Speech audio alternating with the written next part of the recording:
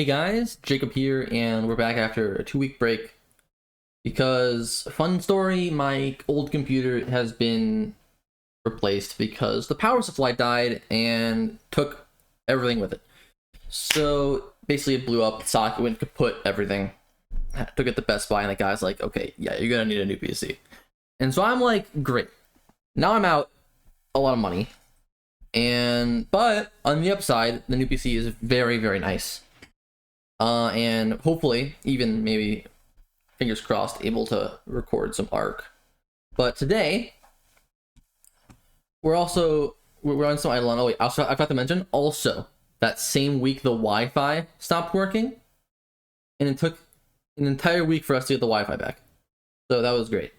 So basically, I got my computer and had to use my phone's hotspot to set it up, so I could just do things even offline.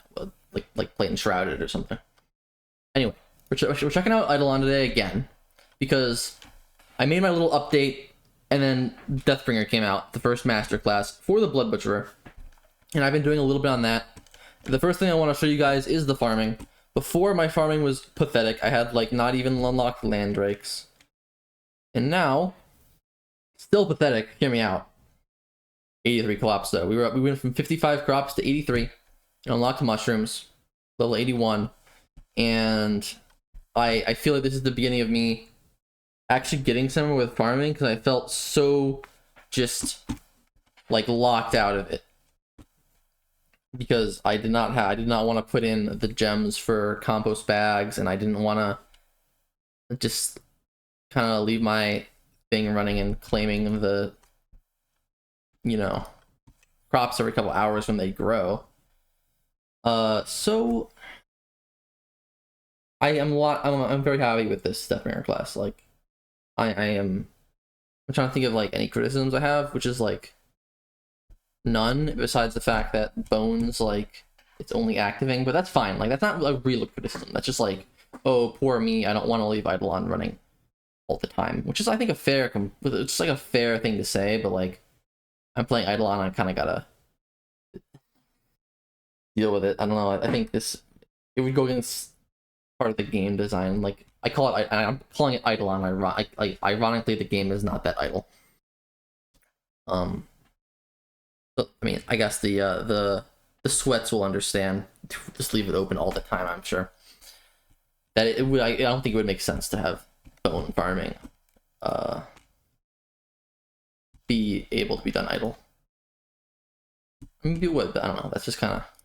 It'd be fun if it'd be nice if you get like reduced rates from it. I don't know. Just a thought. So basically, that's farming. And maybe I should have explained how the Blood Butcher even works first. Basically, this is the skill that it works with is farming. Let's go to my skilling one, and basically, like, these three things right here are very nice. We get mass irrigation, so we get 18 times crop evo chance at level 148. And it also improves that your insta-grows, which the insta-grows, I believe I have all of them. Have not spent any money on gems on this game, by the way. The only money I've spent on this game is the auto loot. And let's see, I have been able to get, yeah, all of the insta-grow generators, so I get, what, 16 a day? So that's pretty nice. I was able to just rush through a lot of levels when Deathbringer came out with using a bunch of my insta-grows. The other part of Deathbringer, first, the other bonuses are like, yeah, XP farming and land XP and general buffs to the skill. The other part of Deathbringer is the really cool part, and that is the grimoire and everything. So basically, his entire class is basically a soft reset for your character. That's kind of what his abilities center around. So basically, you have a wraith mode, and you'll see my stats going right down. Like, I'm gonna exit wraith mode. We're going from 1.8 mil HP to 112. That's great. Why though? We have this thing called the grimoire, and you'll see my wraith form stats up in the top left. You can check those out, and you'll see that there's a bunch of upgrades that I've been leveling up.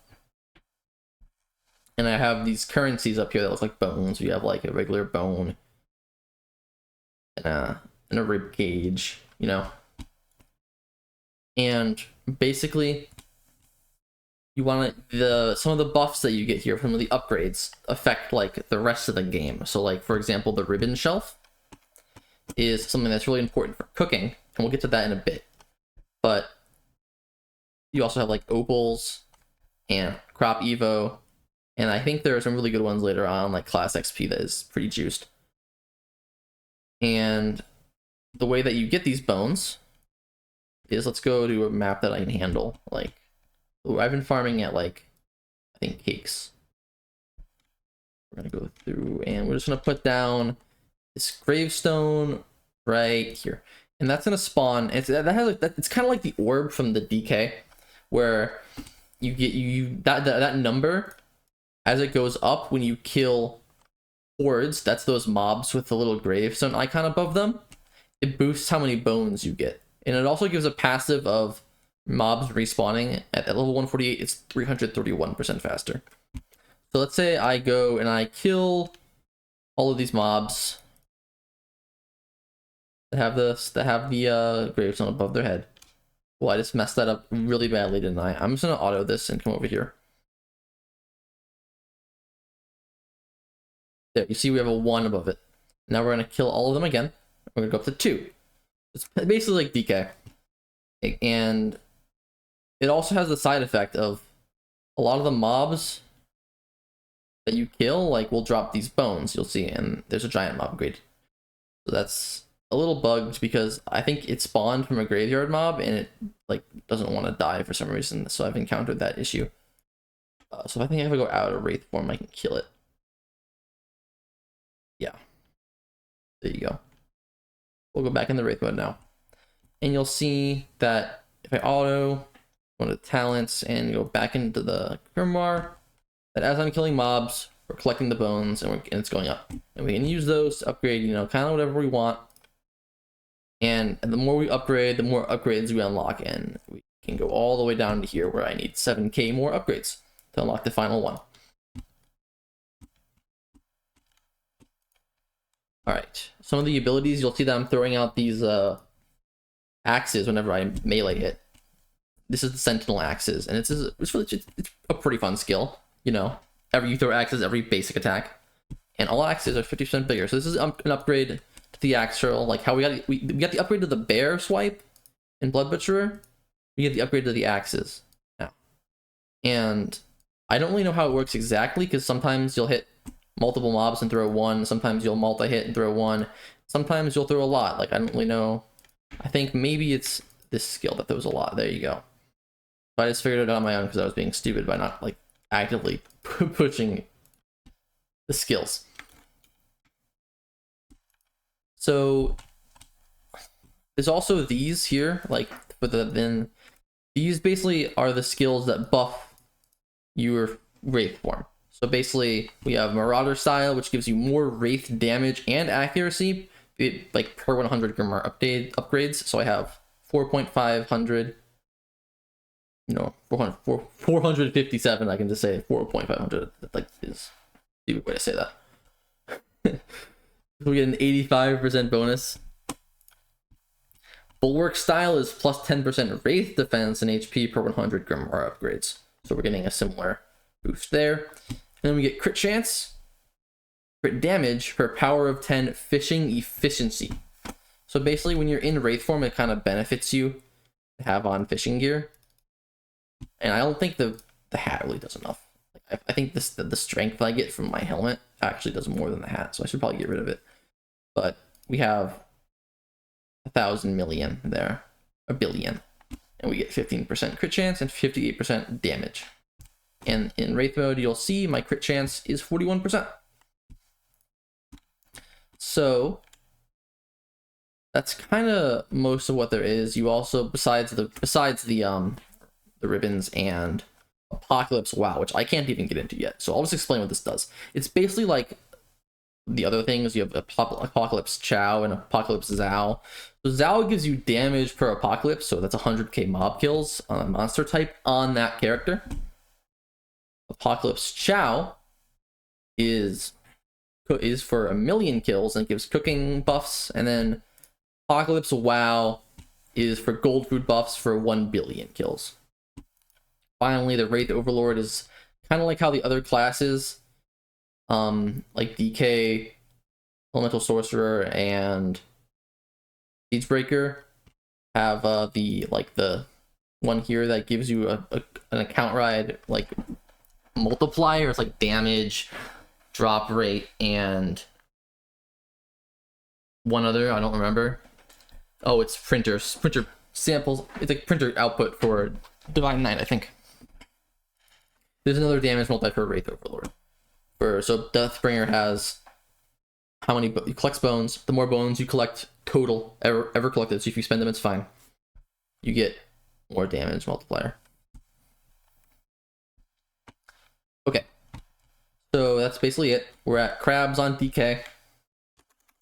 Very fun. We're gonna hopefully active this every so often.